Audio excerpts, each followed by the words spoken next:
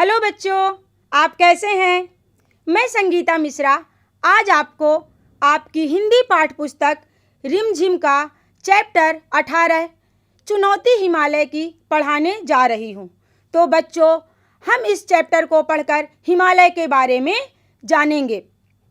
हिमालय भारत में स्थित एक प्राचीन पर्वत है। हिमालय को पर्वतों का राजा कहा जाता है।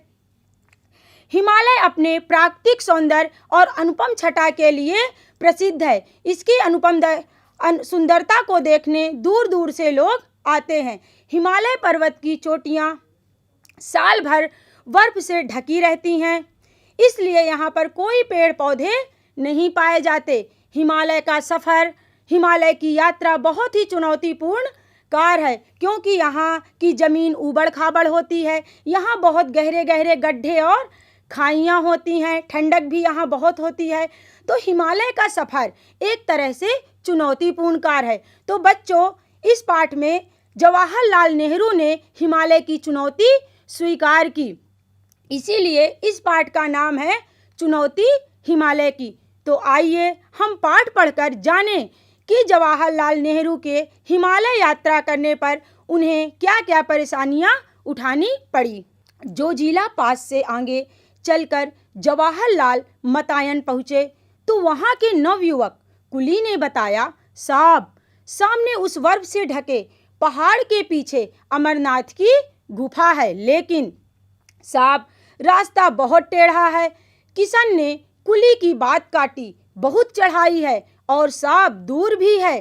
कितनी दूर? जवाहरलाल ने पूछा। 8 मील।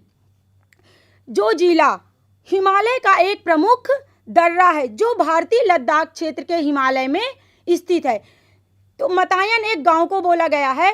तो जोजिला पास से आगे चलकर जवाहरलाल मतायन अर्थात एक गांव पहुंचे। वहां के एक नौजवान कुली ने बताया, साहब, पर्यटक साहब को साहब है, लेकिन पहाड़ी क्षेत्रों में नेपाली लोग साहब को साहब बोलते हैं। सामने उस बर्फ के ढके पहाड़ के पीछे अमरनाथ की गुफा है, लेकिन साहब रास्ता बहुत टेढ़ा मेढ़ा है, मतलब रास्ता चुनौतीपूर्ण है।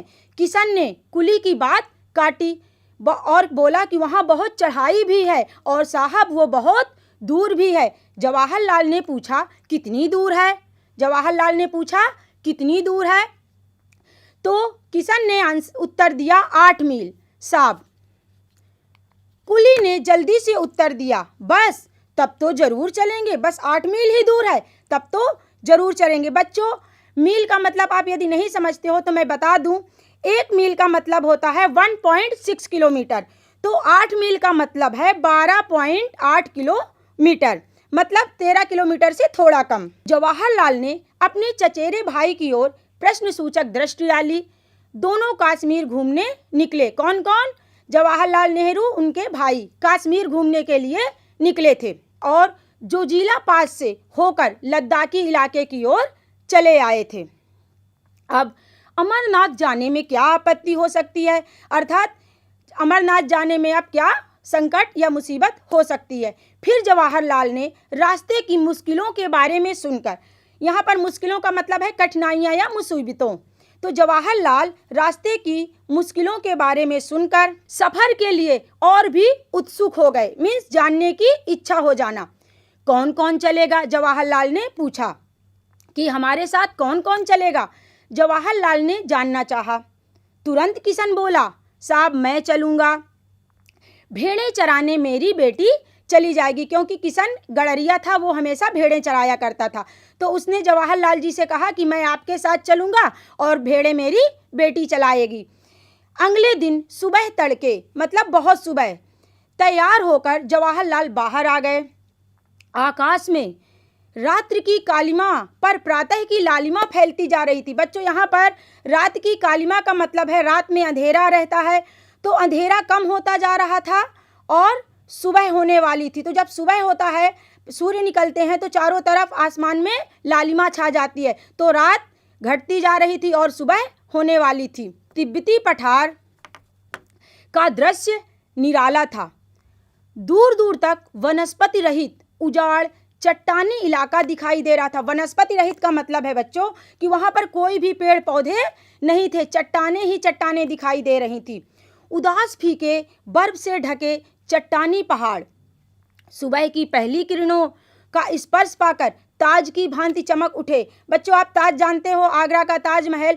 तो जिस प्रकार ताज चमकता है उसी प्रकार ये बर्फीली चट्टानें सूर्य की किरणों का प्रकाश पाकर, स्पर्श पाकर चमक उठती हैं। दूर से छोटे छोटे ग्लेशियर ऐसे लगते हैं मानो स्वागत करने के लिए पास सरकते आ रहे हैं। ग्लेशियर बच्चों बर्फ के बड़े बड़े विशाल टीले को बोला गया है। जब बर्फ जम जाता है, बड़े बड़े उसके टीले बन जाते हैं, उसको ग्लेशियर बोला गया है। मानो स्वागत करने के लिए पास सरकते आ रहे हैं। सर्द हवा के झोंके, सर्द हवा का मतलब है ठंडी हवा। ठंडी हवा के झोंके हड्डियों तक ठंडक पहुंचा रहे हैं।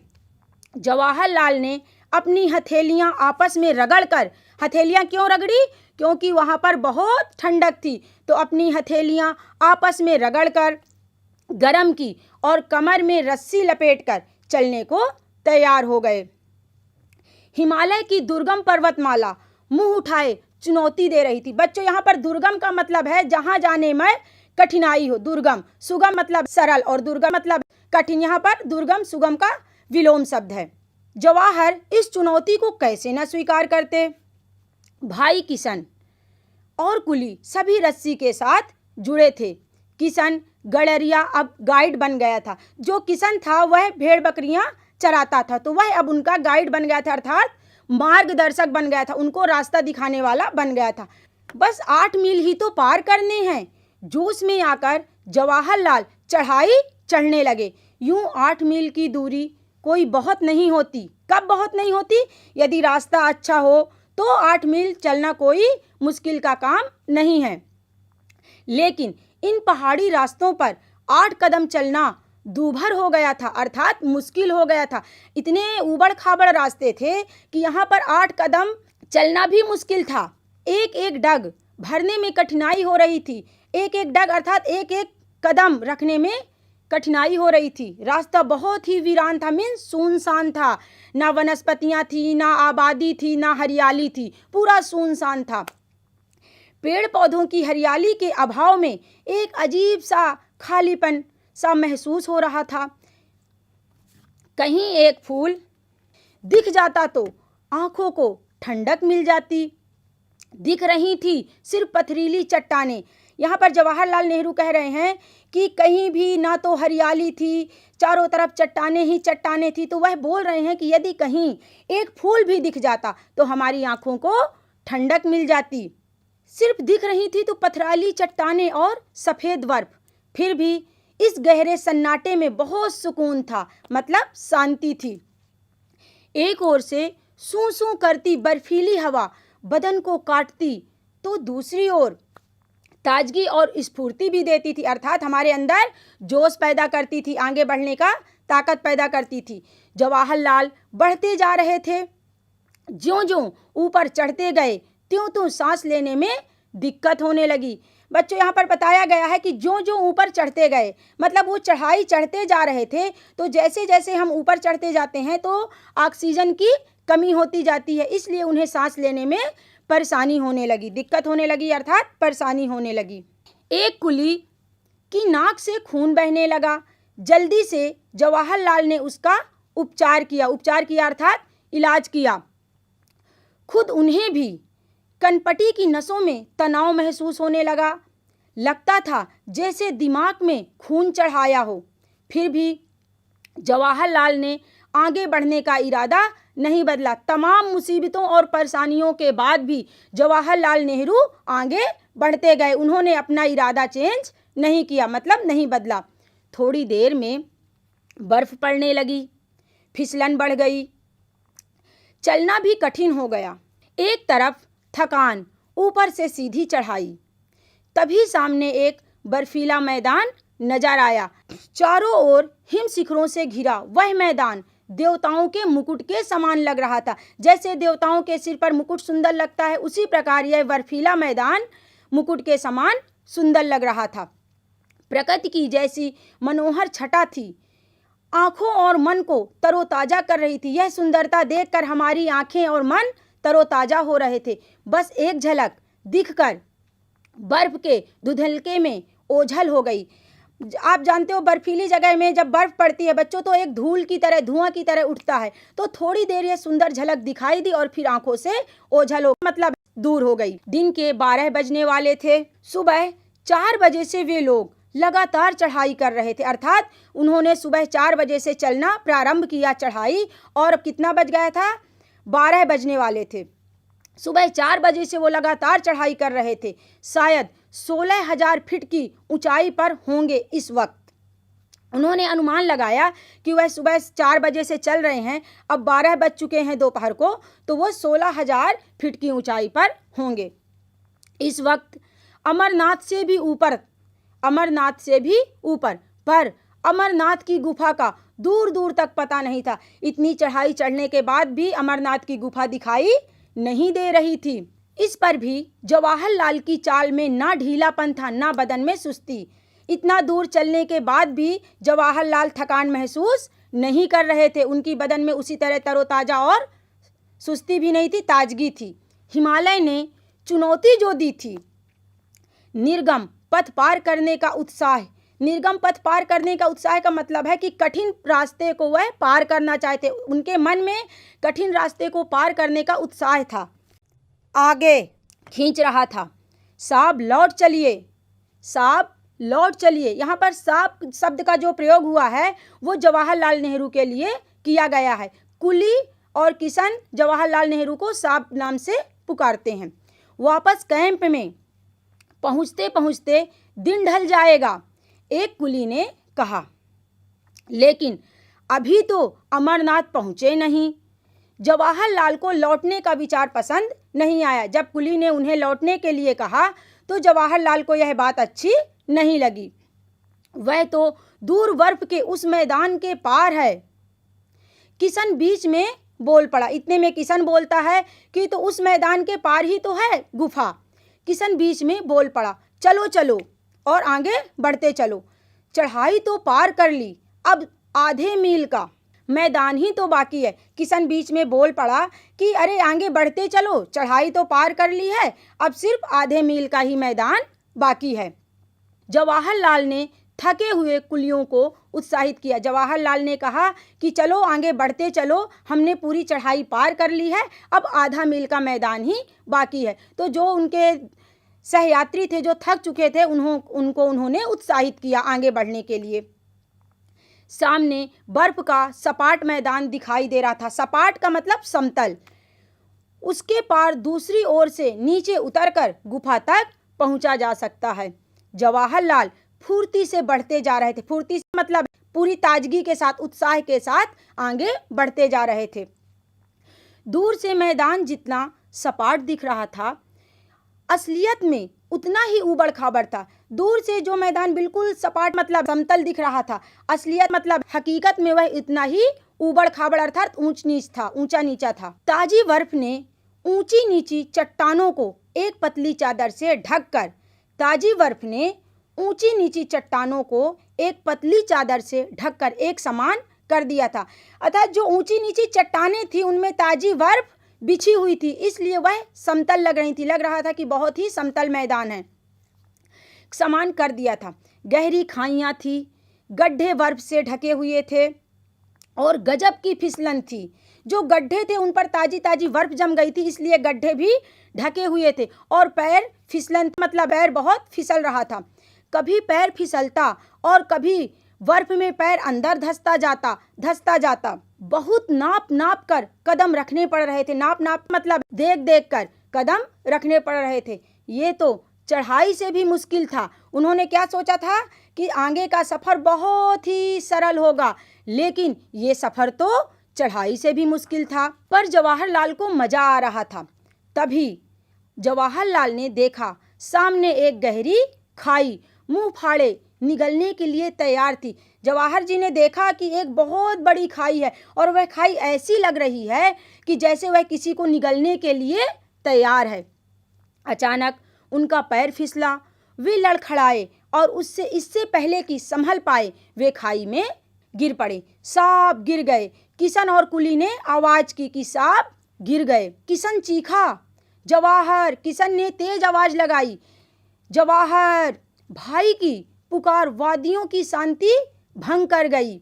वादियों की शांति भंग कर गई का मतलब है बच्चों कि यहाँ पर जो शांति थी, तो जब जवाहरलाल खाई में गिर गए तो उनके भाई ने उन्हें तेज आवाज़ लगाई, तो वह आवाज़ पूरी वादियों में गूंजने लगी, तो वहाँ की शांति भंग हो गई। वे खाई की ओर तेजी से बढ़े। रस्सी से बंधे जवाहरलाल हवा में लटक रहे थे। उफ, कैसा झटका लगा! दोनों तरफ चट्टाने ही चट्टाने, दोनों तरफ चट्टाने ही चट्टाने थी और नीचे गहरी खाई थी। जवाहरलाल नेहरू जिस गड्ढे में गिरे थे, जिस खाई में, उसके दोनों तरफ चट्टाने ही चट्टाने थी और नीचे बहुत लंबा गहरा गड्ढा था। जवाहरलाल कसकर रस्सी पकड़े थे, वही उनका एकमात्र सहारा था। जवाहर ऊपर से भाई की पुकार सुनाई दी, ऊपर से उनके भाई उनको आवाज़ दे रहे थे, जवाहर जवाहर, तो वह पुकार उनको सुनाई दे रही थी। बच्चों, मैंने आपको हिमालय चुनौती पढ़ाया। अब इसमें बहुत से ऐसे वर्ड आए हैं, कठिन शब्द आए हैं, नए शब्द आए हैं, जिनका मैं आपको अर्थ बता रही हूँ और मैं चैप्टर पढ़ाते समय भी आपको उन अर्थों को बताया है। एक बार हम फिर से आपको नए शब्दों के अर्थ बता रहे हैं। चचेरा, चाचा का लड़का। सफ़र, यात्रा। ललिमा, लाली या सुर्खी। पठार, ऊंची जमीन। पठार किसे बोला गया है? ऊंची जमीन। जोजिला, जैसे कि मैंने आपको पहले ही बताया था कि जोजिला एक दर्रा है जो हिमालय का एक प्रमुख दर्रा है। दुर्गम, जहाँ पहुँचना कठिन हो। दुर्गम रास्ते थे, मतलब वहाँ पर कोई साधारण आदमी नहीं पहुँच सकता था। दुर्गम मीन्स मुश्किल, कठिन, तो मुश्किल रास्ते थे जहाँ पहुँचना मुश्किल हो। वनस्पति, वनस्पति अर्थात पेड़ पौधे। ग्लेशियर, बर्फ का बड़ा जमाव। ग्लेशियर, बर्फ का बड़ा जमाव। सुकून, राहत या शांति। क्या था हिमालय में? सुकून था, मीन्स राहत और शांति थी। बदन, शरीर। खाई, गहरा गड्ढा। सपाट अर्थात समतल। बच्चों, अब इस पाठ में मैं कुछ आपको प्रश्न अभ्यास, जो वाद विवाद हुआ, क्योंकि यह यात्रा वर्णन था, ये जवाहरलाल नेहरू का यात्रा वर्णन था, तो इसमें कुछ वाद विवाद हैं, वह मैं आपसे आपस में पूछती हूँ। बर्फ से ढके चट्टानी पहाड़ों के उदास और फीके लगने की क्या वजह हो सकती है? बच्चों, सोचिए कि जो बर्फ से ढके चट्टान थे या चट्टानी पहाड़ें थी, वो उदास और फीकी क्यों लग रही थी? क्या वजह हो सकती है?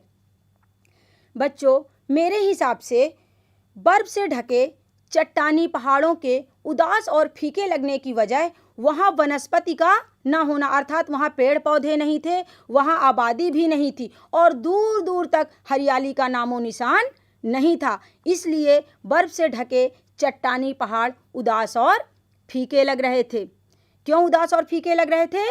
क्योंकि वहाँ दूर दूर तक हरियाली नहीं थी, आबादी नहीं थी और पेड़ पौधे भी नहीं थे। इस कारण चट्टानी पहाड़ उदास और फीके लग रहे थे।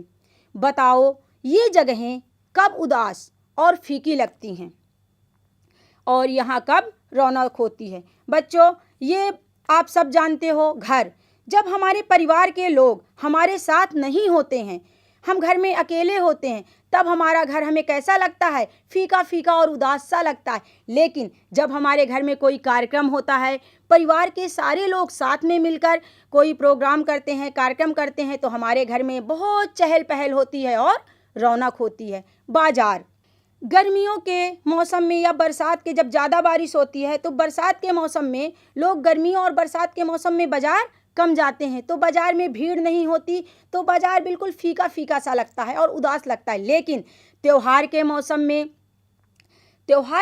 में बाज़ारों में बहुत भीड़ होती है, बहुत सारे लोग जाते हैं बाज़ार से सामान खरीदने, तो बाज़ार में चहल पहल होती है, तब हमें बाज़ार में रौनक लगती है। स्कूल, बच्चों, गर्मियों की छुट्टी में जब बच्चे स्कूल नहीं जाते तो पूरा स्कूल खाली खाली सा लगता है, उदास और फीका लगता है। लेकिन जब बच्चे स्कूल जाते हैं तो स्कूल में रौनक होती है। खेत कब उदास लगते हैं? सोचिए, खेतों से जब फसलें कट जाती हैं, खेतों की हरियाली खत्म हो जाती है, तब खेत उदास और फीके लगते हैं। लेकिन जब खेतों में फसलें लहलहाती हैं, चारों तरफ खेतों में हरियाली ही हरियाली होती है, तब खेतों में रौनक नजर आती है। कहाँ क्या है? भारत के नक्शे में ढूंढो कि लद्दाख कहाँ है। अनुमान लगाओ कि तुम जहाँ रहते हो वहाँ से लद्दाख पहुँचने में कितने दिन लग सकते हैं। बच्चों, ये भारत का नक्शा है। तो इस नक्शे में आप देख रहे हैं कि जो इसका सबसे ऊपरी भाग है जम्मू कश्मीर, तो यहाँ पर लद्दाख है। लेकिन पहले लद्दाख जम्मू कश्मीर राज्य में था, लेकिन आज के समय में वह एक केंद्र शासित प्रदेश है। वहाँ से लद्दाख पहुँचने में कितने दिन लग सकते हैं? तो बच्चों, ये निर्भर करता है कि आप कहाँ रहते हैं। यदि आप उसके पास वाले इलाके में रहेंगे तो आपको कम समय लगेगा, यदि दूर रहेंगे तो ज़्यादा समय लगेगा। और दूसरी बात है कि यदि हम फ्लाइट से जाते हैं तो हम किसी भी एक स्थान से दूसरे स्थान पर, एक राज्य से दूसरे राज्य पर जल्दी पहुंच जाते हैं। लेकिन वही यात्रा यदि हम ट्रेन से करते हैं और बस से करते हैं तो उसमें ज़्यादा टाइम लगता है। तो ये बच्चों हमारे ऊपर डिपेंड करता है, हमारे ऊपर निर्भर करता है कि हम उस यात्रा को किस हिसाब से करते हैं। किताब के शुरू में तुमने तिब्बती लोक कथा राग की रस्सी पढ़ी थी। नक्शे में तिब्बत को ढूंढो। ये बच्चों नक्शा है भारत का। इसमें चीन में तिब्बत को दिखाया गया है एरोलाइन के द्वारा, आप देख सकते हैं। वाद विवाद।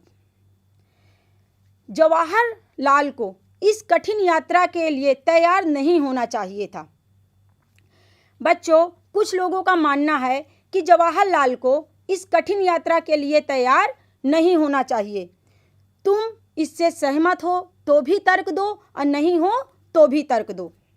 हमारे हिसाब से बच्चों जवाहरलाल को इस कठिन यात्रा के लिए तैयार नहीं होना चाहिए, यह तर्क सही नहीं है। क्यों? क्योंकि हम कठिनाइयों से पहले ही घबरा जाएं, बिना कठिनाइयों का सामना किए, यह सही नहीं है।